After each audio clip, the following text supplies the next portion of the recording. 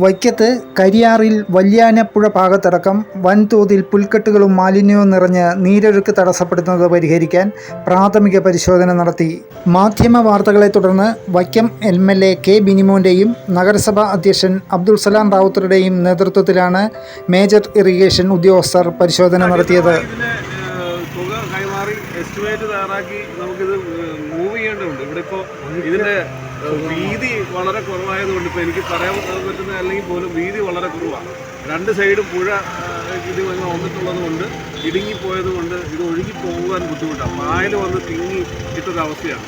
അപ്പം അത് ഈ വെള്ളപ്പൊക്കം കൂടുതലായിട്ടല്ലേ, വെള്ളമൊഴുക്ക് കൂടുതൽ മഴ വന്നു കഴിഞ്ഞാൽ ഈ വെള്ളമൊഴുക്ക് ഇവിടെ നിന്ന് പോകുന്നൊരവസ്ഥ വന്നാൽ അപ്പുറത്തെ സൈഡിലേക്കുള്ളവരെ വെള്ളക്കെട്ട് രൂപപ്പെടാൻ സാധ്യതയുണ്ട്. അത് ഒഴിവാക്കാൻ അടിയന്തരമായി ഇപ്പോൾ തുക ഇല്ല. അത് ബഹുമാനപ്പെട്ട മന്ത്രിയോട് പറഞ്ഞ് ഒരു എസ്റ്റിമേറ്റ് തയ്യാറാക്കി അത് പാസ്സാക്കി എടുത്ത് ഉറക്കി നമുക്ക് ചെയ്യാൻ പറ്റുള്ളൂ. അപ്പോൾ അതൊന്നും ഇപ്പോൾ പ്രായോഗികമല്ല.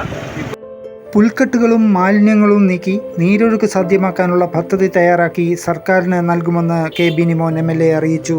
ഇവിടെ നീരൊഴുക്ക് തടസ്സപ്പെട്ട് കിടക്കുന്നതിനാൽ അപ്പർ കുട്ടനാടൻ മേഖലയിലെ കൃഷിയിടങ്ങളിൽ വെള്ളം കയറുന്ന സ്ഥിതിയാണ്. കൂടാതെ ഉദയനാപുരം, തലയാഴം, തള്ളറ പഞ്ചായത്തുകളിലും വൈക്കം നഗരസഭ കിഴക്കൻ മേഖലകളിലും മഴക്കാലത്ത് വെള്ളക്കെട്ട് രൂക്ഷമാകുകയും വെള്ളപ്പൊക്ക സാധ്യത ഉണ്ടാകുകയും ചെയ്യുന്നുവെന്നാണ് പരാതി.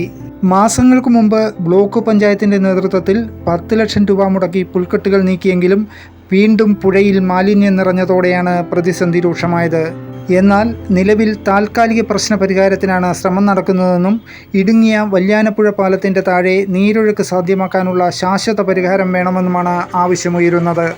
നിലവിൽ ഇത് പ്രായോഗികമല്ലെന്നാണ് MLAയുടെ വിശദീകരണം.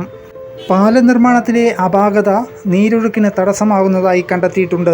മേജർ ഇറിഗേഷൻ അസിസ്റ്റന്റ് എക്സിക്യൂട്ടീവ് എഞ്ചിനീയറായ KR രാജലക്ഷ്മി, ഓവർസിയറായ MS ഷീന എന്നിവരാണ് സ്ഥലത്തെത്തി പരിശോധന നടത്തിയത്. ഇവർ തയ്യാറാക്കി നൽകുന്ന പദ്ധതിയും റിപ്പോർട്ടുമാണ് സർക്കാരിന് സമർപ്പിക്കുന്നത്. ന്യൂസ് ടീം, വൈക്കം വാർത്ത.